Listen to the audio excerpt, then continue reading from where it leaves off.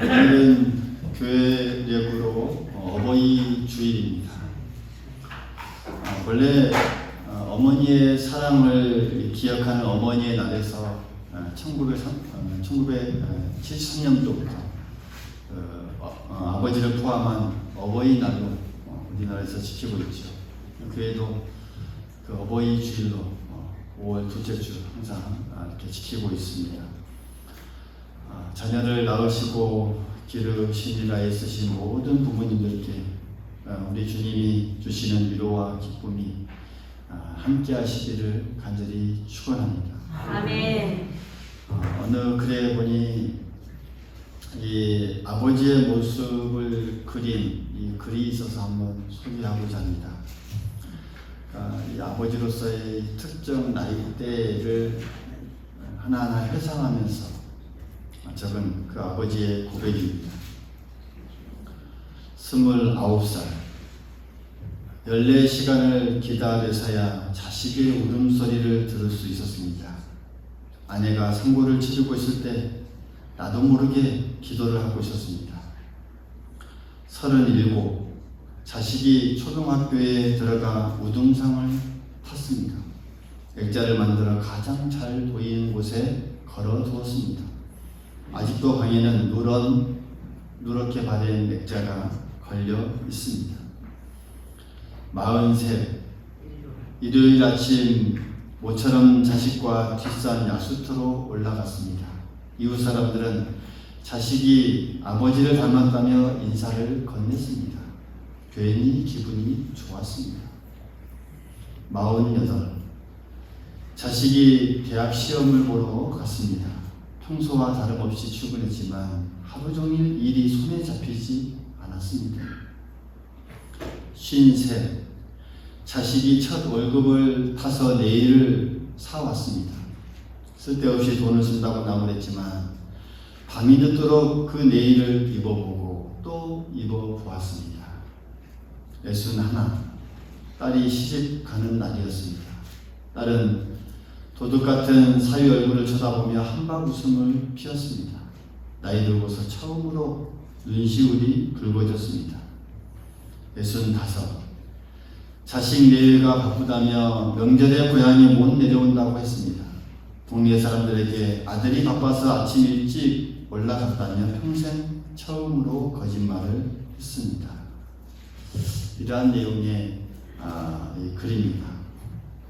아마 이것이 아버지의 마음입니다. 늘 자나 깨나 이 부모는 자식을 생각하며 또 자식이 잘 되기만을 바라는 그런 간절한 마음 하나로 살아가는 것이죠. 흔히 부모를 생각할 때 가장 먼저 떠올리는 게 사랑입니다. 사랑을 먼저 떠올립니다. 이 자식을 향한 이 부모의 사랑은 그래서 우리가 하나님의 사랑과도 비교하기도 하죠. 아마도 이 부모님의 사랑은 이 땅에서 느낄 수 있는 그 하나님의 이 사랑과 가장 가까운 것이 아닌가 우리가 생각해 볼 수 있습니다.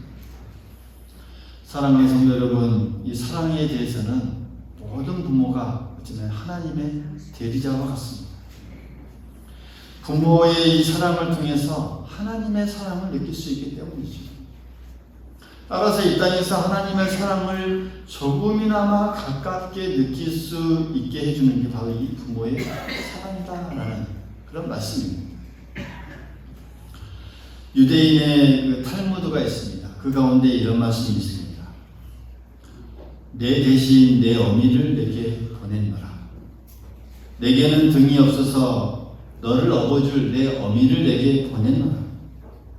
내게는 손이 없어서 붙들어주고 어루만져줄 내 어미를 내게 보냈노라. 내게는 품어줄 가슴이 없어서 어린 너를 품어줄 어미를 내 곁에 보냈으며 내게는 젖이 없어서 생명의 젖줄을 너에게 보냈노라. 그러니까 하나님의 이 대리자로서 이 어머니를 이 땅에 보냈고 그 사랑의 손길로 모든 사람들, 그 자녀들을 이렇게 돌보게 하셨다는 그런 내용입니다. 그래서 사랑에 있어서는 이 땅의 모든 어머니는 하나님의 대리자이고 또 하나님이 누구신지를 이 땅에 어떻게 보면 계시해 주는 분이다라고 우리가 말할 수 있습니다. 이 어머니의 숨결 속에서 하나님의 그 숨결을 느낄 수 있기 때문입니다. 따라서 어머니의 사랑을 알고 살아가는 사람은 하나님의 사랑을 이해하는데 그렇게 긴 시간이 필요하지 않습니다. 오늘 우리가 읽은 이 말씀은 이렇게 어머니와 같은 그런 이 하나님의 사랑을 느낄 수 있는 그런 이 말씀의 내용입니다. 15절에도 보면 여인이 어찌 그 젖먹는 자식을 잊겠으며 자기 태에서 난 아들을 긍휼히 여기지 않겠느냐. 그들은 혹시 잊을지라도 나는 너를 잊지 아니할 것이라. 아멘. 아멘. 하나님의 말씀입니다.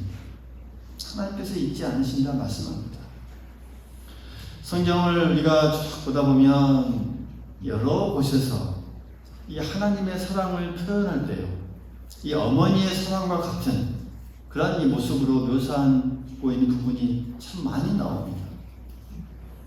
창세기에도 보면 이 타락하고 범죄하여서 이 벌거벗은 그 인간의 모습, 그 모습을 보고 하나님께서 가죽옷을 지어서 친히 입혀주시죠. 그런 하나님의 모습은 이 땅에 손수 바느질하며 옷을 만드시던 그 하나님의 손길을 우리가 기억나게 해줍니다. 또 선지자 에레미야는 징계받는 이스라엘 백성들을 향한 그 하나님의 마음을 이렇게 표현합니다. 내 사랑하는 자식이며 그들이 아파할 때 내 창자가 끊어지는 것처럼 아프다. 이렇게 표현합니다. 창자가 끊어지는, 어머니의 이 창자가 끊어지는 그 아픔을 이렇게 표현하고 있습니다. 에레미야서에. 이사야 우리가 선지자를 읽고 있지만 또 42장에도 보면 어머니가 이 자식을 달래듯이 내가 너희를 위로한다 라는 그 표현을 또 하고 있습니다. 또한 시편 기자는 어린아이가 어미 품에 안기듯이 내 마음이 편안합니다 라고 말하면서 이 하나님의 품을 이 어머니의 품처럼 그렇게 놀이하고 있는 그런 모습을 우리가 또 볼 수가 있습니다. 예수님도 비슷하게 표현하시죠. 예루살렘을 향하여서 눈물을 흘리면서 그 주님의 심정을 내 어머니 마음으로 이렇게 표현하고 있죠. 암탉이 제 새끼를 날개 아래에 품음같이 내가 너희의 자녀를 모으려 한 일이 몇 번이냐 라고 누가복음 13장에 보면 이렇게 표현하고 있습니다. 오늘 말씀도 마찬가지입니다. 당시 이사야를 통해서 이렇게 말씀하신 이유는 이스라엘이 그 나라가 망하고 그 다음에 예루살렘 성이 다 무너진 상황에서 그들이 하나님께서 우리를 버리신 것이 아니냐, 우리를 다 잊어버린 것이 아니냐라고 그렇게 생각하고 있는 그들에게 하나님께서 결코 잊지 않았다라는 그 말씀을 해주고 있습니다. 태에서 난 자식처럼 어떻게 잊겠느냐라는 그 말씀을 오늘 해주고 있는 것이죠. 그러면서 아주 중요한 말씀을 하십니다. 내가 너를 내 손바닥에 새겼다라는 그 말씀을 해주면서 잊지 않고 있다. 그 말씀을 오늘 해주고 있습니다. 내가 너를 내 손바닥에 새겼다. 여러분, 이 말씀을 보면 자세히 보면요, 손바닥에 기록했다라고 말하지 않았습니다. 손바닥에 적어놓았다 이렇게 표현하지 않았습니다. 어떻게 표현하고 있습니까? 손바닥에 새겼다. 새겼다라고 하는 것은 이 지워지지 않는 것을 의미합니다. 볼펜이나 연필로 쓴 것이 아니고 그냥 새겨놓은 것입니다. 아픔이 있겠죠. 새기려면. 그렇게 새겨놓았습니다. 그렇게 지워지지 않고 그냥 늘 있습니다. 여러분, 이게 우리에게 오늘날 살아가고 있는 우리에게 무슨 의미가 있습니까? 어떤 뜻입니까? 이 새겼다고 하는 그 의미가 오늘 우리에게 몇 가지 의미가 있습니다. 먼저는 그 손바닥에 새겼으니 언제나 볼 수밖에 없다라는 의미입니다. 할렐루야. 아멘. 언제나 볼 수밖에 없다는 것이죠. 볼 수밖에 없습니다. 우리가 어떤 사실을 또 어떤 추억을 잊지 않기 위해서 그것을 기억하기 위해서 뭐 기념비도 세우기도 하고 뭐 기념공원을 만들기도 하고 또 기념일을 정하기도 합니다. 그러나 그것을 보지 않을 때가 많습니다. 기념일을 정해도요, 뭐 1년에 한 번 지나가고 맙니다. 동판에다가 그 사람 이름을 새겨서 기억하기도 하지만 항상 보는 것은 아닙니다. 그러나 이 손바닥에 새긴 것은 여러분 언제나 볼 수밖에 없습니다. 지나가면서도 볼 수가 있고, 그렇죠? 또 씻으면서 볼 수가 있고, 요리하면서도 볼 수가 있고, 또 손을 들어서 뭘 만지려고 할 때도 볼 수가 있고, 항상 봅니다. 잊지 않는다는 것을 의미합니다. 잊을 수가 없습니다. 하나님께서 너희를 이렇게 잊지 아니할 것이다 라는 말씀입니다. 늘 기억하신다는 말씀입니다. 할렐루야. 아멘. 심지어 죄를 지어도 하나님께서는 이렇게 잊지 않으십니다. 오늘 이 말씀의 내용을 우리가 보면, 오늘 이 말씀은 이스라엘 백성들이 죄로 인해서 하나님의 징계가 그들에게 임했습니다.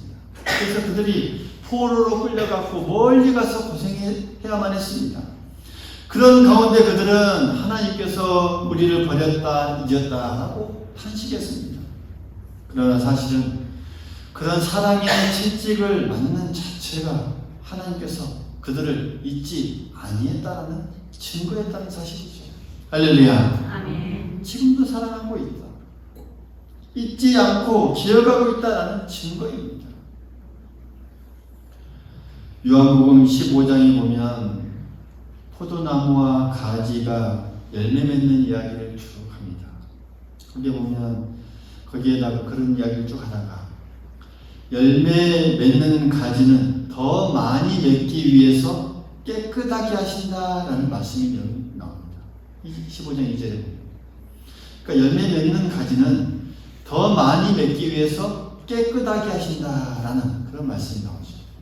그러니까 여기서 깨끗하게 한다라는 것은 뭘 의미해요? 가지를 깨끗하게 한다. 이 본래 말은 이 전적의 의미입니다. 우리가 쉽게 전지한다라고 말하죠. 전지. 그러니까 포도나무 가지를 잘라준다는 의미입니다. 열매를 더 많이 맺기 위해서 가지를 잘라주는 것이죠. 그러니까 가지 입장에서는 얼마나 아픔이고 고통입니까? 그러나 주인은 이 가지를 아프게 하는 것이 아니라 더 많은 열매를 맺게 하기 위해서 그렇게 하는 것이죠. 우리가 믿고 하나님의 말씀을 따르는 또 우리의 삶 위에, 우리의 가정에 때로는 아무 어려움, 아무 죄가 없는데도 불구하고 어려움, 이 환난이 우리에게 올 때가 있습니다. 그런 경우에는 더 많은 열매를 맺기 위해서 하나님께서 그렇게 허락하신 것으로 우리가 받아들이고 또 믿고 나아가야 한다는 사실이죠. 하나님께서 우리를 늘 기억하고 있지 않기 때문입니다. 그러므로 환난을 겪는 것도 하나님께서 우리를 잊지 않을 것이며 믿고 의지하는 자녀들을 언제나 잊지 않고 계심을 우리가 믿을 수 있어야 합니다. 아멘.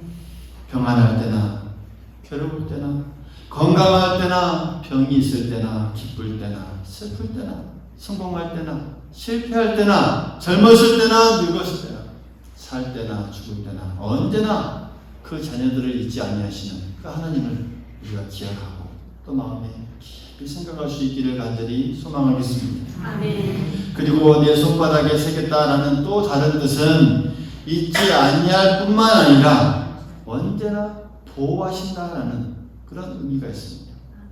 언제나 보호하신다.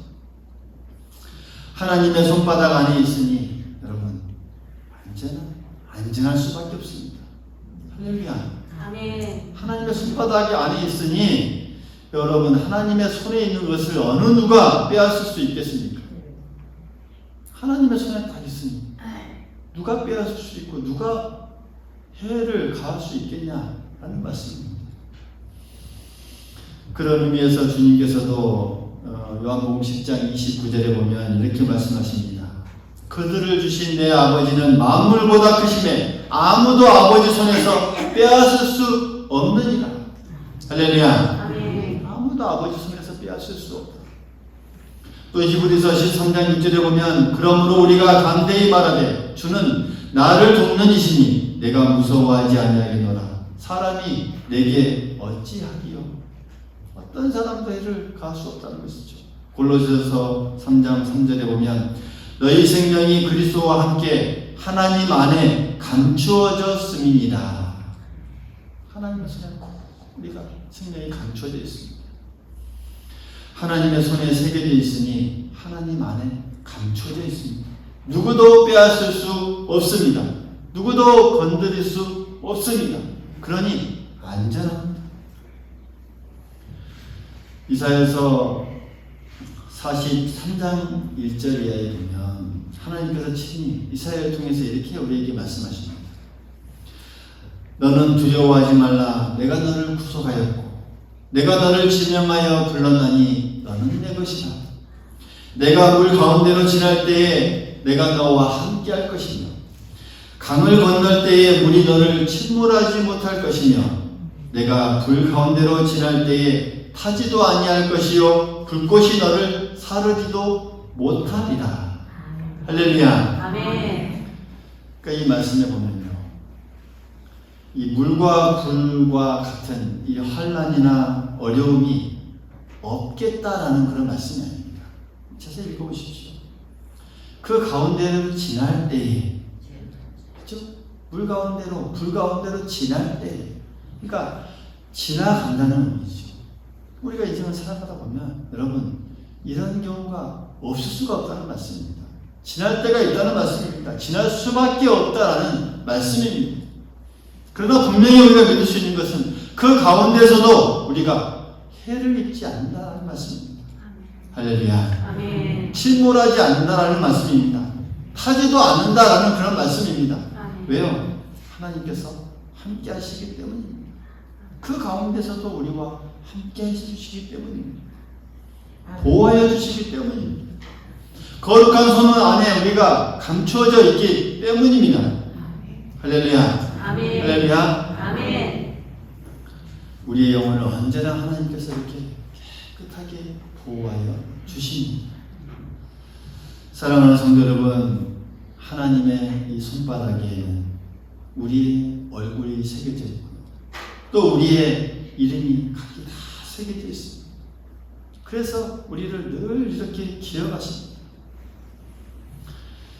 이 손바닥에 우리의 이름을, 우리의 얼굴을 새기기 위해서 그 십자가에서 예수님의 살이 떨어져 나가야 했고 피 흘리는 고통을 감내해야만 했습니다. 그 깊은 사랑이 있기에 가능했다라는 사실이죠. 그 사랑 때문에 하나님의 손바닥에는 우리의 얼굴, 우리의 그 이름이 새겨져 있습니다. 오늘 우리가 그 하나님의 깊은 사랑에 감사할 수 있기를 간절히 소망하겠습니다. 아멘. 어버이주일 또 부모님 우리를 낳아주시고 길러주신 부모님의 사랑을 또 우리가 기억하면서 우리 또한 부모님으로서 또 우리 자녀들을 또 어떻게 사랑할 것인지 또 우리가 하나님의 사랑을 비추어서 또 깊이 깨달을 수 있기를 간절히 바라겠고 또한 우리를 그렇게 사랑해 주신 그 하나님의 깊은 사랑을 우리 또한도 가슴에 새길 수 있기를 간절히 소망하겠습니다. 아멘. 감사할 수 있기를 간절히 소망하겠습니다. 아멘. 그것은 더 나아가서 우리 또한도 하나님께서 우리에게 이렇게 원하신다는 사실 무슨 말씀입니까?